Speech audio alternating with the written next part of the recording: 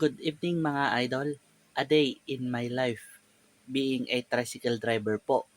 Ngayon po, as a tricycle driver, medyo nahihirapan po ako sa biyahe at pamamasada. Bakit? Kasi po sa biglaang pagtaas po ng presyo ng langis is talagang hirap po ako sa biyahe. Hindi lang po ako, kundi na rin po ang mga kapwa ko tricycle driver.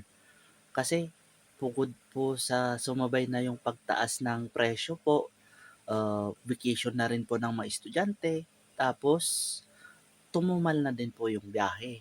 Kaya lahat po kaming mga tricycle driver ngayon is umiiling po sa sobrang taas po ng presyo ng petrolyo, langis, yan, gasolina, diesel, kerosene, uh, talagang umiiling po kami.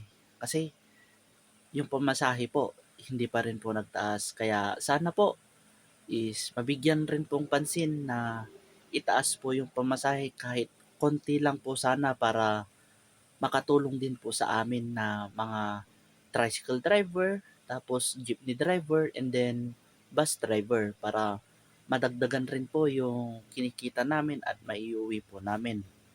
And then, noon naman po, mura yung gasolina, diesel. So, maganda magbiyahe kasi meron pang mga estudyante, hindi pa po vacation, tsaka tuwang-tuwa rin po kami ng mga driver. Gawa ng mas malaki po yung naiuwi po namin noon, gawa ng malakas at mura pa yung bilihin ng langis, diesel, tsaka kerosene. Pero ngayon, sobrang taas po, kaya ano po kami, nahihirapan po kami at tsaka nagtitiis-tiis po muna kami at sacrifice lang po. Kaya salamat po at keep on supporting po sa akin, sa aking vlog, and God bless po sa inyong lahat. Keep safe po.